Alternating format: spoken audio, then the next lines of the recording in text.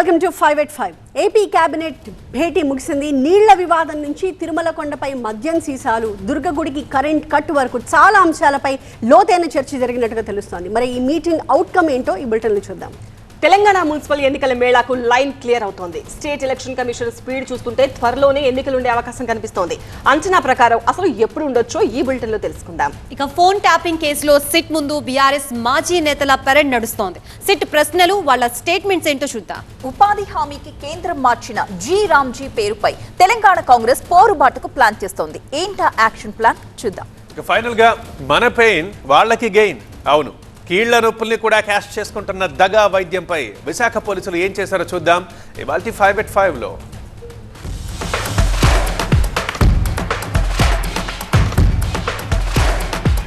Cabinet భేటీ తర్వాత కీలక అంశాలపై మంత్రులతో చర్చించారు ఏపీ సీఎం చంద్రబాబు. ఇటీవల ఏపీ తెలంగాణ మధ్య తలెత్తిన జల వివాదంపై స్పందించిన సీఎం సముద్రంలో కలిసిపోయే జలాలను ఉపయోగించుకుంటే తప్పేంటి అని మళ్లీ ప్రశ్నించారు. నీటి లభ్యత ఉంటే రైతులు కొత్త పంటలు వేసుకోవచ్చని చెప్పారు. జగన్ హయాంలోనే రాయలసీమ లిఫ్ట్ ఆగిపోయిందని, కానీ ఇప్పుడు మన ప్రభుత్వంపై నిందలు వేస్తున్నారని చంద్రబాబు కేబినెట్ భేటీలో మంత్రులతో మాట్లాడారు. పోలవరం పూర్తయితే గోదావరి జలాల్ని విశాఖకు తీసుకెళ్లవచ్చు అని చెప్పారు. అధికారులతో సమన్వయం చేసుకుంటూ ప్రతి ప్రాజెక్ట్ని గ్రౌండ్ చేయాలి అంటూ నిర్దేశించారు ముఖ్యమంత్రి. ఇక దుర్గగుడి పవర్ కట్ అంశంలో మంత్రులపై అసహనం వ్యక్తం చేశారు సీఎం. మంత్రిత్వ శాఖల మధ్య సమన్వయం లేకపోవడంతోనే ఇలాంటి సమస్యలు వస్తున్నాయని, ఇలాంటి సున్నిత అంశాల్లో చాలా జాగ్రత్తగా ఉండాలని స్పష్టం చేశారు.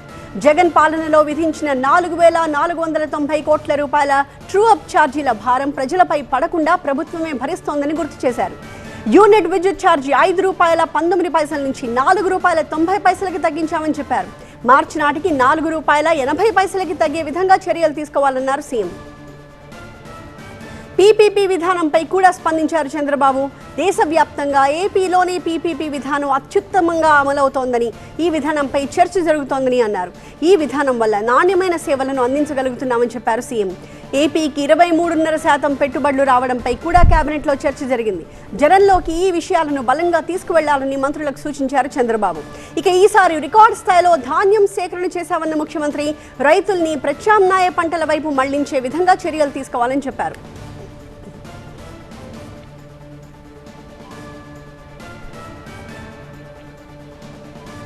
మా ప్రతినిధి ఈశ్వర్ మరింత సమాచారంతో లైవ్ లో అందుబాటులో ఉన్నారు. ఈశ్వర్, సో కేబినెట్ భేటీలో అనేక అంశాలు, వ్యవసాయం నుంచి పవర్ కట్ వరకు, పీపీపీ విధానం నుంచి అనేక అంశాలపై చర్చ జరిగింది. ఈ మీటింగ్ ఫైనల్ అవుట్కమ్ ఏంటి? అధికారులకు, మంత్రులకు ముఖ్యమంత్రి ఏ రకమైన దిశానిర్దేశం చేశారు? రెగ్యులర్ అజెండా ప్రకారం 38 అంశాలు, 38 ప్రతిపాదనలపైన కేబినెట్ చర్చించింది. ఆ కేబినెట్ రెగ్యులర్ అజెండా తర్వాత చాలా కీలకమైన అంశాలపైన ముఖ్యమంత్రి మంత్రులతో మాట్లాడారు. ప్రధానంగా రాయలసీమ వేదికగా జరుగుతున్న రాయలసీమ లిఫ్ట్కు సంబంధించిన అంశం మీదే ప్రస్తుతం రాష్ట్రంలో రాజకీయం సాగుతుంది. రెండు అధికార ప్రతిపక్ష పార్టీల మధ్య తీవ్రమైన ఆరోపణలు దానిపైన కొనసాగుతున్నాయి. ఈ నేపథ్యంలో ముఖ్యమంత్రి దానిపైన చాలా స్పష్టంగా మాట్లాడే ప్రయత్నాన్ని మరొకసారి చేశారు. ఆయన నిన్న మొన్న కూడా ఆ విషయం మీద పోలవరం సందర్శనలో కావచ్చు, లేకపోతే అంతకుముందు గుంటూరులో తెలుగు మహాసభల్లో కూడా ఆ రోజు ఆయన దీన్ని ప్రస్తావించడం జరిగింది. అదే సమయంలో ఈరోజు కూడా చాలా స్పష్టంగా మంత్రులకి ఆయన చాలా స్పష్టంగా దిశానిర్దేశం చేస్తూ రాయలసీమ లిఫ్ట్కు సంబంధించి 2020లో దానికి ఆ ప్రాజెక్టుకి అడ్మినిస్ట్రేటివ్ శాంక్షన్ ఇచ్చారు. ఆ తర్వాత అప్పుడే ఇచ్చిన 15 రోజుల్లోనే ఎన్జీటీ అభ్యంతరాలు తెలిపింది. ఆ తర్వాత 2021లో దానికి మళ్ళీ కొంత ఎన్విరాన్మెంట్ క్లియరెన్స్ లేకపోవడంతో దానికి సంబంధించి స్టే వెకేట్ చేయడానికి ఎన్జీటీ నిరాకరించింది. 2024 మార్చి వరకు కూడా, అప్పటికి జగన్మోహన్ రెడ్డి గవర్నమెంటే ఉంది, కానీ అప్పటి వరకు కూడా ఎన్విరాన్మెంట్ క్లియరెన్స్ తీసుకోవడంలో కానీ, లేకపోతే ఎన్విరాన్మెంట్ క్లియరెన్స్కి అవసరమైన డాక్యుమెంట్స్ని ఎన్జీటీకి కేంద్రానికి సబ్మిట్ చేయడంలో విఫలమయ్యారు. దీంతో పూర్తి స్థాయిలో దీనికి బాధ్యత జగన్మోహన్ రెడ్డి వహించాలి. కానీ అధికారంలోకి వచ్చిన తర్వాత కూటమి ప్రభుత్వం రాయలసీమ లిఫ్ట్కి సంబంధించి అవసరమైన ఎన్విరాన్మెంట్ క్లియరెన్స్ కోసం ప్రయత్నిస్తే తిరిగి మా పైన నింద వేసే ప్రయత్నం చేస్తున్నారు. దీన్ని బలంగా ప్రజల్లోకి తీసుకెళ్లే అవకాశాలని, లేకపోతే బలంగా ఎప్పటికప్పుడు మంత్రులందరూ మాట్లాడుతుండాలి. దాని మీద ప్రజల్లోకి పూర్తి స్థాయిలో వాస్తవాలు అర్థమయ్యేలాగా వివరించాలని చెప్పి ముఖ్యమంత్రి మంత్రులకి చెప్పిన నేపథ్యం కనిపించింది. అదే సమయంలో తిరుపతికి సంబంధించి కూడా చాలా కీలకమైన అంశం. తిరుపతిలో పరకామణి వ్యవహారం కొనసాగుతున్న నేపథ్యంలోనే మళ్ళీ ఖాళీ సీసాలకు సంబంధించిన ఒక వ్యవహారం అక్కడ మద్యం ఖాళీ సీసాలను తీసుకెళ్లి కొంతమంది వైసీపీ సానుభూతి పరులు అక్కడ వేశారన్నట్టుగా ఆరోపణలు ఉన్న నేపథ్యం కనిపిస్తున్న పరిస్థితుల్లో దీన్ని కూడా ప్రజలకు దృష్టికి తీసుకెళ్లాల్సిన అవసరాన్ని ముఖ్యమంత్రి చెప్పారు. అదే సమయంలో మిగతా సాగునీటికి సంబంధించి రెండు తెలుగు రాష్ట్రాల మధ్య నీటి వివాదాలకు సంబంధించి కూడా ముఖ్యమంత్రి కీలకమైన వ్యాఖ్యలు మరొకసారి చేశారు. వృధాగా పోతున్న నీటిని వినియోగించుకుంటే తెలంగాణకు అభ్యంతరం ఉండాల్సిన అవసరం లేదు, మళ్ళీ రిపీటెడ్గా ఆయన పునరుద్ఘాటన చేసిన నేపథ్యం అయితే కనిపించింది. ఎందుకంటే సముద్రంలో వృధాగా వెళ్తున్న నీటిని కాపాడుకుంటే అది తెలంగాణకు కూడా పనికొస్తుంది. దీంట్లో ఎందుకు అర్థం చేసుకోలేకపోతున్నారో, ఎందుకు వివాదాలకి తావిస్తున్నారో, మేము వివాదాలకు జోలికి పోకుండా సామరస్యంగా వివాదాన్ని పరిష్కరించుకోవాలని అనుకుంటుంటే తెలంగాణ వైఖరి పట్ల కూడా ప్రజల్లోకి తీసుకెళ్లాల్సిన అవసరాన్ని కూడా ముఖ్యమంత్రి మరొకసారి ఈరోజు చెప్పిన నేపథ్యం కనిపించింది. అదే సమయంలో మిగతా రాజకీయపరమైన అంశాలు, ఎందుకంటే అమరావతి రాజధానికి సంబంధించిన ల్యాండ్ పూలింగ్కి సంబంధించి కూడా ముఖ్యమంత్రి జగన్మోహన్ రెడ్డి మాట్లాడిన నేపథ్యంలో దానిపైన కూడా కేబినెట్లో మంత్రులు జరుగుతున్న వ్యవహారాలను బయట పూర్తిగా తీసుకెళ్లాలి. ఎందుకంటే కేబినెట్కి మొత్తం ల్యాండ్ పూలింగ్కి పూర్తి స్థాయిలో ప్రజలే సహకరిస్తున్నారు. మొదటి విడత దాదాపుగా 29,000 రైతులు 34,000 ఎకరాలను ఇచ్చారు. ఆ తర్వాత ఇప్పుడు ప్రస్తుతం కూడా దాదాపు 7 గ్రామాల నుంచి ముందు గ్రామ సభలు నిర్వహించిన తర్వాతే, గ్రామ సభల్లో ఆమోదం పొందిన తర్వాతే వాళ్ళ నుంచి ల్యాండ్ పూలింగ్కి వెళ్తున్నాం. కానీ వీటన్నిటిని పక్కన పెట్టి జగన్మోహన్ రెడ్డి ముందు అధికారంలోకి రాకముందు అమరావతి రాజధానికి మద్దతు తెలిపి ఆ తర్వాత అధికారంలోకి వచ్చాక మాట మార్చారు. ఆ తర్వాత మళ్ళీ ఇప్పుడు నదీ గర్భంలో కడుతున్నారు, లేకపోతే దానికి సంబంధించి సెల్ఫ్ సస్టైన్ ప్రాజెక్ట్ అయినప్పటికీ కూడా ప్రజల్లో అనుమానాలు రేకెత్తే విధంగా 2 లక్షల కోట్లు ఖర్చు అవుతుందని చెప్పే ప్రయత్నాన్ని చెప్పడం ద్వారా ఇతర ప్రాంతాల్లో కొంత ఇబ్బందికరమైన వాతావరణాన్ని సృష్టించాలని ప్రయత్నిస్తున్నారు. కాబట్టి ఈ వ్యవహారాలన్నింటిపైన మంత్రులు ఎప్పటికప్పుడు మాట్లాడుతుండాలి. వీలైనంత వరకు మీడియాతో మాట్లాడుతూ ప్రజల్లోకి వాస్తవాలను తీసుకెళ్లే ప్రయత్నం చేయాలంటూ ముఖ్యమంత్రి వాళ్ళకు సూచించిన పరిస్థితి అయితే కేబినెట్లో కనిపించింది. పల్లెపోరు ముగిసింది. ముందున్న మున్సిపల్ వార్పు సమయం ఆసన్నమైంది. తెలంగాణలో మున్సిపల్ ఎన్నికల నిర్వహణకు స్టేట్ ఎలక్షన్ కమిషన్ కసరత్తు షురూ చేసింది. ఎన్నికల నిర్వహణ, తుది ఓటర్ జాబితా విడుదలపై రాజకీయ పార్టీల నుంచి సలహాలు, సూచనలు తీసుకునేందుకు అఖిలపక్ష సమావేశం నిర్వహించింది. ఈ సమావేశానికి Congress, BRS, BJP, CPM, CPI, MIM పార్టీల నాయకులు హాజరయ్యారు. పొలిటికల్ పార్టీల నుంచి సలహాలు తీసుకోవడమే కాదు, కొన్ని నియమ నిబంధనలను వాళ్లకు వివరించనుంది ఎన్నికల సంఘం. తెలంగాణలోని 117 మున్సిపాలిటీలకు ఈ నెల 20లోగా నోటిఫికేషన్ వచ్చే ఛాన్స్ ఉంది. దీంతో ఇప్పటికే ఎన్నికల సంఘం రాష్ట్ర వ్యాప్తంగా పలు సమావేశాలు నిర్వహించింది. ఎస్సీసీ రాణి కుముదుని ఉన్నతాధికారులతో వీడియో కాన్ఫరెన్స్ నిర్వహించారు. బ్యాలెట్ బాక్స్లు, సిబ్బంది నియామకంపై చర్చించారు. ఈ నెల 12న ఓటర్ జాబితా విడుదల చేయాలని, ఈ నెల 13 నాటికి పోలింగ్ స్టేషన్ల వివరాల ముసాయిదా ప్రచురించాలని ఆమె ఆదేశించారు. ఈ నెల 16 తుది ఓటర్ జాబితా విడుదల చేయాలని లక్ష్యంగా పెట్టుకున్నారు. ఈ క్రమంలోనే ఇవాళ రాజకీయ పార్టీల ప్రతినిధులతో సమావేశం జరుగుతోంది. మా ప్రతినిధి ఎలెందర్ తో మాట్లాడదాం. స్టేట్ ఎలక్షన్ కమిషన్ చాలా సీరియస్ గా వర్క్ చేస్తున్నట్టుగా తెలుస్తోంది. ఎలెందర్, ఎంత త్వరగా ఈ ఎన్నికలు జరిగే అవకాశం కనిపిస్తోంది? రైట్, రాష్ట్రంలో గ్రామ పంచాయతీ బోర్ ముగిసిన తర్వాత మున్సిపాలిటీలకు సంబంధించి ఎన్నికలు నిర్వహించేందుకు రాష్ట్ర ఎన్నికల కమిషన్ సిద్ధమైంది. దీనికి సంబంధించి ఈ నెలాఖరులో 20-25 మధ్యలో మున్సిపల్ ఎన్నికలకు సంబంధించి షెడ్యూల్ విడుదల చేసే అవకాశం కూడా ఉన్నట్టు కనిపిస్తుంది. అంటే దీనికి సంబంధించి రిజర్వేషన్ల అంశం ప్రక్రియనే ముఖ్యమైనది కాబట్టి దానికి సంబంధించి వేగవంతం చేయాలని అధికారులకు సూచన చేసింది. దాంట్లో భాగంగానే అంతకుముందే ఈ ఓటర్లకు సంబంధించినటువంటి తుది జాబితా విడుదల చేయడం కావచ్చు, పోలింగ్ స్టేషన్లకు సంబంధించినటువంటి జాబితా ప్రచురించడం, ఇవన్నీ కూడా వెబ్సైట్లో అప్లోడ్ చేయడం వంటి అంశాలకు సంబంధించి అధికారులకు సూచనలు చేస్తున్నటువంటి పరిస్థితి కనిపిస్తుంది. నిన్న ఈ అంశానికి సంబంధించి వీడియో కాన్ఫరెన్స్ జిల్లా కలెక్టర్లు, అడిషనల్ కలెక్టర్లతో వీడియో కాన్ఫరెన్స్ నిర్వహించి ఈ అంశాలపైన 12వ తారీఖున తుది ఓటర్ల జాబితా ప్రచురించాలి, అదేవిధంగా 13న పోలింగ్ స్టేషన్ల వివరాలు అందించాలి, దాంతో పాటుగా 16వ తేదీన ఫోటోతో కూడినటువంటి ఓటర్ లిస్టుతో పాటుగా పోలింగ్ స్టేషన్ల ఫుల్ డీటెయిల్స్ ఇవన్నీ కూడా డీటెయిల్స్ ఇవ్వడంతో పాటు వెబ్సైట్లో అప్లోడ్ చేయాలనేది అధికారులకు ఎస్సీసీ సూచించింది. దాంట్లో భాగంగానే ఈరోజు కూడా ఆల్ పార్టీ మీటింగ్ కూడా నిర్వహించింది. కొద్దిసేపటి క్రితమే ఆల్ పార్టీ మీటింగ్ కూడా ముగిసింది.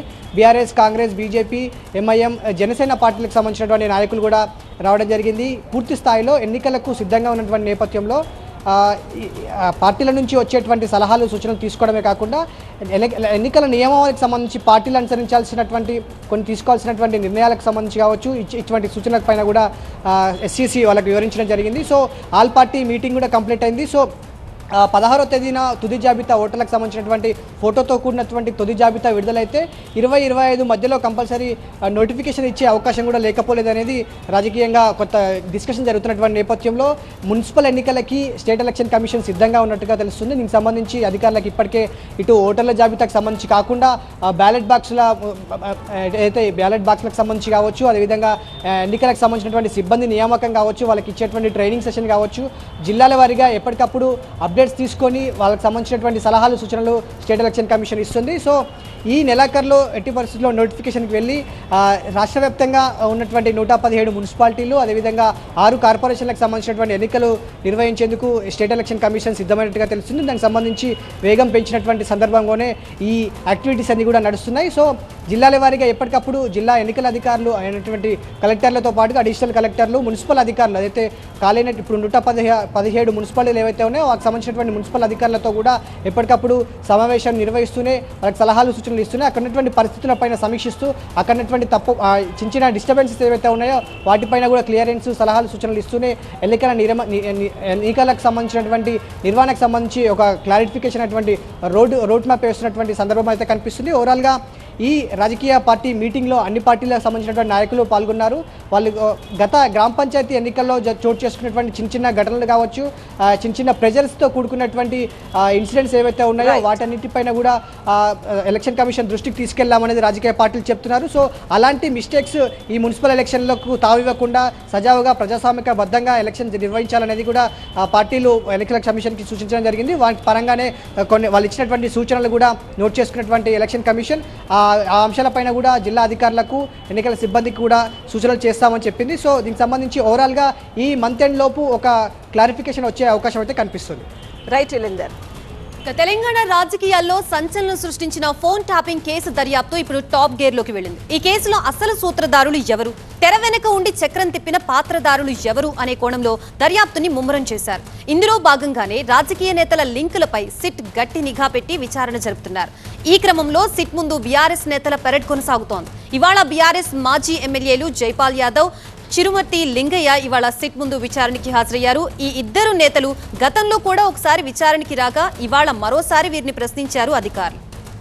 ట్యాపింగ్ వ్యవహారంలో వీరి ప్రమేయంపై లోతైన విచారణ జరిపినట్లు తెలుస్తోంది. ముఖ్యంగా ఈ కేసులో కీలక నిందితులుగా ఉన్న వారితో వీరికి ఉన్న సంబంధాలపై అధికారులు ఆరా తీస్తున్నట్లు సమాచారం. గతంలో వీరిచ్చిన స్టేట్మెంట్ కి ప్రస్తుతం అధికారులు సేకరించిన సాంకేతిక సాక్ష్యాలకి మధ్య పొంతన ఉందా లేదా అనే కోణంలో లోతైన స్క్రూటినీ జరుగుతోంది. ఇటీవలే నవీన్ రావుని సుదీర్ఘంగా విచారించిన సిట్ ఆయన చెప్పిన సమాచారం ఆధారంగా వీరిని ప్రశ్నించినట్లు తెలుస్తోంది.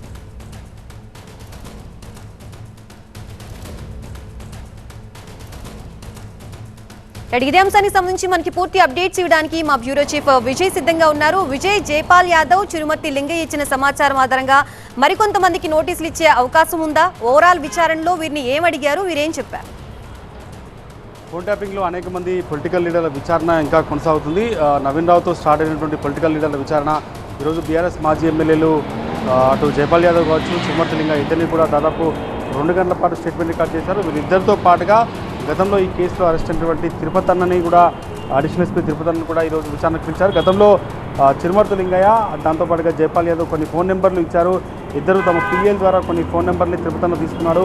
ఆ నెంబర్ల ట్యాపింగ్ ఏ రకంగా జరిగింది, ఎందుకు ఆ 2 నెంబర్లు ఇవ్వాల్సి వచ్చింది, ఒక భార్యాభర్తల కేసుకు సంబంధించిన వ్యవహారంలో జైపాల్ యాదవ్ 2 నెంబర్లు ఇస్తే దాదాపుగా చిరుమర్తి లింగయ్య తన పిఏ ద్వారా మరొక 2 నెంబర్ని ఇచ్చే ప్రయత్నం చేస్తారు. ఈ నెంబర్లు ఎందుకు ఇవ్వాల్సి వచ్చింది, ఎందుకు ఈ నెంబర్ని ఫోన్ ట్యాపింగ్ చేయాల్సి వస్తుంది, వీటికి ఈ 4 నెంబర్లకి ఆ భార్యాభర్తలకు కావచ్చు, లేకపోతే చిరుమర్తి లింగయ్య పిఏ ఇచ్చిన 2 నెంబర్లకి పొలిటికల్ కనెక్షన్ ఎందుకు ఉన్నాయి, ఎందుకు వాళ్ళని ఫోన్ ట్యాప్ చేయాల్సి వచ్చింది, ఈ విషయాలపైన పూర్తి స్థాయిలో దర్యాప్తు చేయడం కోసం మాత్రమే వీరిద్దరిని పిలిచినట్టుగా చెప్తున్నారు. ఇద్దరు కూడా బయటకు వచ్చి అదే విషయాన్ని చెప్పారు. గతంలో కూడా స్టేట్మెంట్ రికార్డ్ చేశారు, ఇప్పుడు కూడా అదే రకంగా స్టేట్మెంట్ రికార్డ్ చేసిన విషయాన్ని అయితే మీడియాకు చెప్పారు. ఈ ఓవరాల్గా ఫోన్ ట్యాపింగ్కి సంబంధించినటువంటి విచారణ ఇంకా లోతుగా దర్యాప్తు కొనసాగిస్తున్నారు. కేవలం పొలిటికల్ లీడర్లే కాకుండా బీఆర్ఎస్ ముఖ్య నేతలకు సైతం కూడా ఈ కేసులో నోటీస్ ఇచ్చే అవకాశం కనిపిస్తుంది. అతి త్వరలోనే ఈ కేసుకు సంబంధించినటువంటి ఫోన్ ట్యాపింగ్ కేసులో 16వ తేదీన సుప్రీంకోర్టులో ఉంది కాబట్టి అప్పట్లోపే మాజీ ముఖ్యమంత్రి కేసీఆర్తో పాటుగా హరీష్ రావు, కేటీఆర్లకు కూడా నోటీసులు ఇవ్వాలనే ఆలోచనలో సిట్ ఉంది. దాంతోపాటుగా ఈ కేసుకు సంబంధించిన దాంట్లో ఇంకా ఎవరి పాత్ర, ఏదైతే పొలిటికల్ లీడర్ల పాత్ర పైన పూర్తి స్థాయి ఇన్వెస్టిగేషన్ జరిగిన తర్వాతే సుప్రీంకోర్టుకు ఒక నివేదిక ఇవ్వాలన్న యోచనలో ఉంది. కాబట్టి రేపు ఎల్లుండిలోనే బీఆర్ఎస్ ముఖ్య నేతలకు సంబంధించినటువంటి కొంతమంది నేతలకు కూడా ఫోన్ ట్యాపింగ్లో నోటీసులు ఇచ్చే అవకాశం అయితే కనిపిస్తుంది. Thank you Vijay. ఉపాధి హామీ పథకం పేరు మార్పు వెనుక భారీ కుట్ర ఉందంటూ పోరుబాటుకు సిద్ధపడుతోంది తెలంగాణ కాంగ్రెస్. పేరు మార్చడమే కాదు, ఏకంగా చట్టానికే తూట్లు పొడిచే ప్రయత్నం బీజేపీ చేస్తోందని, గ్రామీణ ప్రాంత ప్రజల్ని మళ్లీ వెట్టి చాకిరి వైపు నడిపించే విధంగా ప్రధానమంత్రి నిర్ణయాలు ఉన్నాయంటూ తీవ్ర స్థాయిలో ఆరోపణలు చేశారు సీఎం రేవంత్. ఉపాధి హామీ పథకం నిర్వీర్యం చేయడంలో కార్పొరేట్ శక్తుల కుట్ర ఉందంటూ విమర్శలు చేశారు. కాంగ్రెస్ అగ్రనేతల్ని పిలిచి ఉమ్మడి జిల్లాల్లో బహిరంగ సభలకు సిద్ధమయ్యారు కాంగ్రెస్ నేతలు. ఫిబ్రవరి 3 నుంచి 9 వరకు సీఎం బహిరంగ సభలకు ప్లాన్ చేశారు. ఫిబ్రవరి 3న మహబూబ్ నగర్ లో బహిరంగ సభ జరిపేందుకు నిర్ణయించారు. బహిరంగ సభల బాధ్యత మంత్రి పొంగులేటికి అప్పగించారు.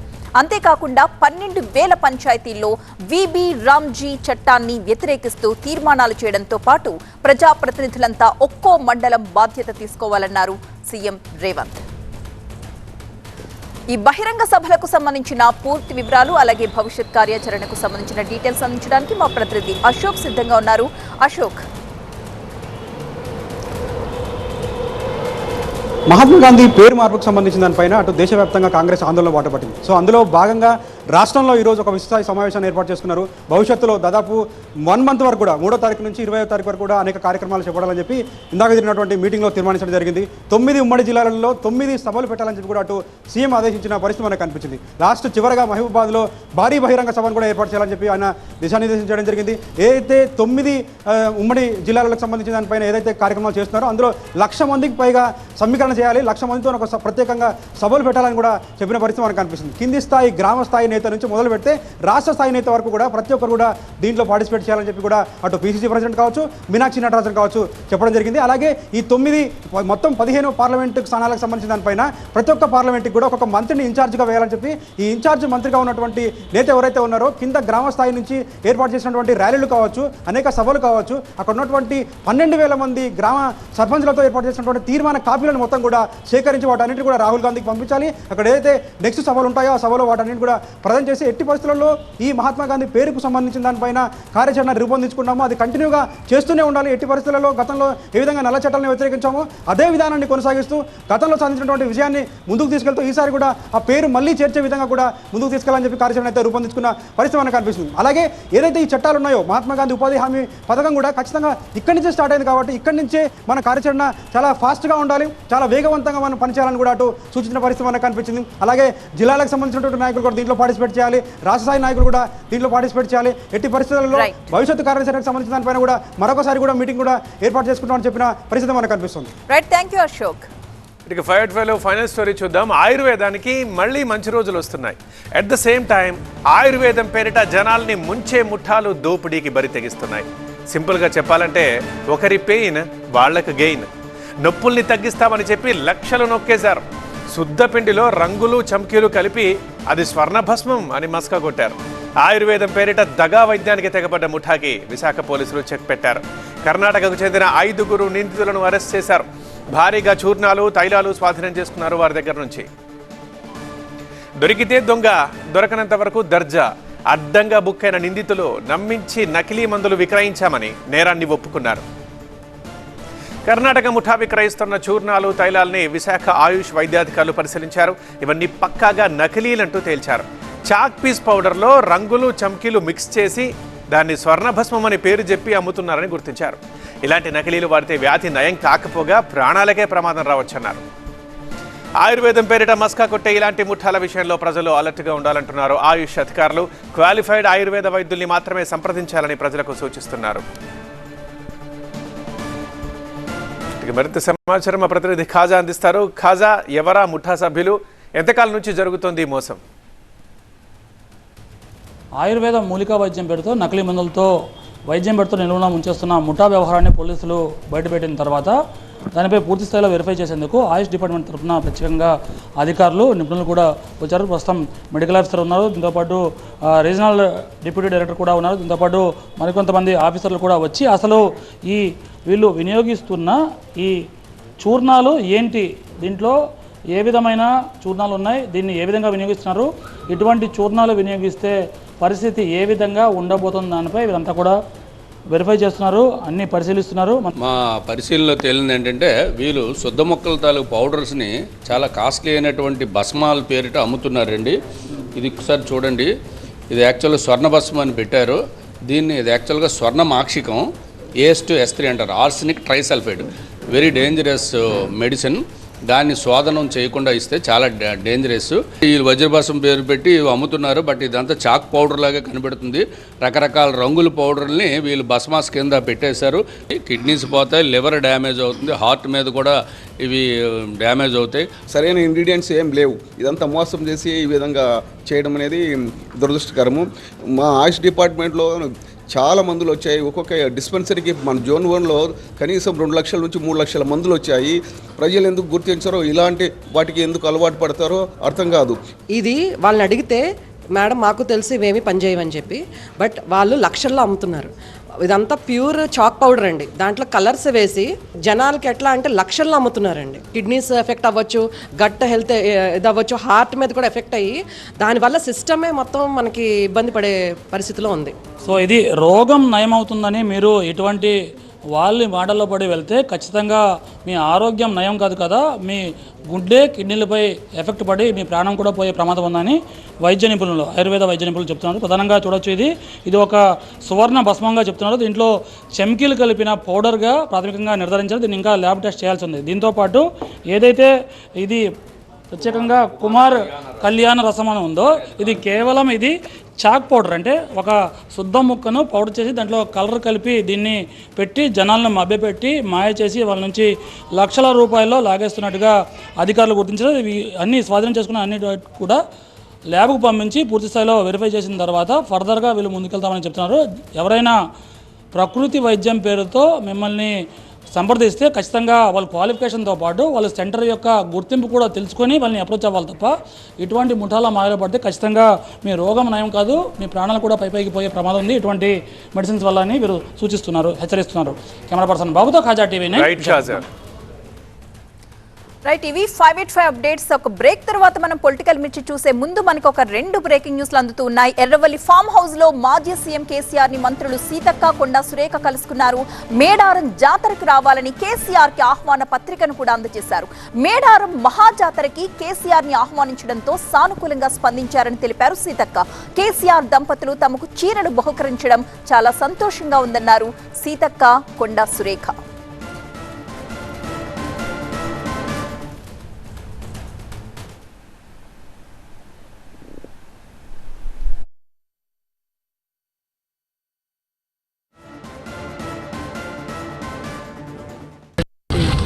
కేసీఆర్ గారిని కలిసి ఈ యొక్క మహాజాతరకు మేము ఆహ్వానించడం జరిగింది. వారు అదేవిధంగా కేసీఆర్ గారు, వారి సతీమణి శోభమ్మ గారు కూడా ఇద్దరు కూడా కూర్చొని మేము ఇచ్చినటువంటి ఆహ్వానాన్ని స్వీకరించడం జరిగింది.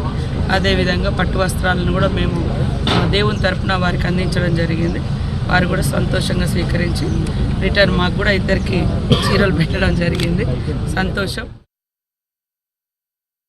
మరి ఇన్విటేషన్ అనేది అందరినీ పిలవాలి కాబట్టి మేమిద్దరం కూడా, తను అక్కడ లోకల్ ఎమ్మెల్యేగా, ఒక దేవాదాయ శాఖ మంత్రిగా మేమిద్దరం కూడా అందరికీ కూడా ఇన్విటేషన్స్ ఇస్తూ ప్రధాన ప్రతిపక్ష నేత అయినటువంటి మాజీ ముఖ్యమంత్రి గారు అయినటువంటి కేసీఆర్ గారికి కూడా ఇద్దరు ఆడబిడ్డలను కూడా వచ్చి వారికి ఇన్విటేషన్ ఇచ్చి తప్పకుండా సతీ సమేతంగా వచ్చి దర్శనం చేసుకోవాలని వారు కోరడం జరిగింది.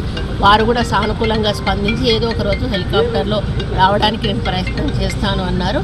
వచ్చి దీవెనలు అందుకుంటా అన్నారు. మమ్మల్ని వారు ఆశీర్వదించారు. మేడారం జాతరకు రావాలని కేసీఆర్ కి ఆహ్వాన పత్రిక అందజేసిన దృశ్యాలను మనం చూస్తున్నాం. కేసీఆర్ దంపతులకు బొట్టు పెట్టి ఆయనకి ఆహ్వాన పత్రికను మేడారం మహాజాతరకి కేసీఆర్ ని ఆహ్వానించడంతో సానుకూలంగా స్పందించారని తెలిపారు సీతక్క. కేసీఆర్ దంపతులు తమకు చీరలు బహుకరించారని చాలా సంతోషంగా ఉందని అన్నారు సీతక్క, కొండా సురేఖ.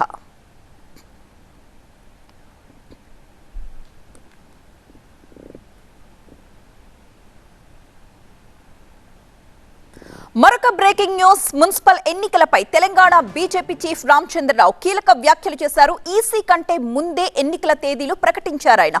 ఎన్నికలకు ఇప్పుడే నోటిఫికేషన్ వచ్చిందన్నారు. ఈ నెల 16 నుంచి నామినేషన్స్ కూడా స్వీకరిస్తారని చెప్పారు. ఫిబ్రవరి 3న మున్సిపల్ ఎన్నికలు జరుగుతాయన్నారు రామచంద్రరావు. వరంగల్ బీజేపీ సమావేశంలో ఈ వ్యాఖ్యలు చేశారు ఆయన.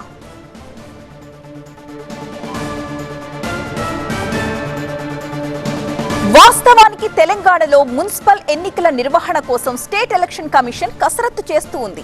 ఎన్నికల నిర్వహణ, తుది ఓటర్ జాబితా విడుదలపై రాజకీయ పార్టీల నుంచి సలహాలు, సూచనలు తీసుకునేందుకు ఇవాళ అఖిలపక్ష సమావేశాన్ని కూడా నిర్వహించింది. ఆ సమావేశం కొద్దిసేపటి క్రితమే ముగిసింది. ఆ మీటింగ్ తరువాత రామచంద్రరావు ఈ వ్యాఖ్యలు చేయడం అనేది హాట్ టాపిక్ గా మారింది. ఫిబ్రవరి 3వ తారీఖు ఎన్నికలు, జనవరి 16వ తారీఖు నుంచి నామినేషన్స్. మరి వచ్చినటువంటి ఈ యొక్క నోటిఫికేషన్ వచ్చింది కాబట్టి ఈరోజు నేను ప్రజల్ని కోరుతా ఉన్నాను, మున్సిపాలిటీస్లో భారతీయ జనతా పార్టీని గెలిపించండి. భారతీయ జనతా పార్టీని గెలిపించి ఈ ప్రభుత్వానికి బుద్ధి చెప్దాం, ఈ ప్రభుత్వానికి హెచ్చరిద్దాం. ఒక బ్రేక్ తర్వాత పొలిటికల్ మిర్చి చూస్తూనే ఉండండి టీవీ 9.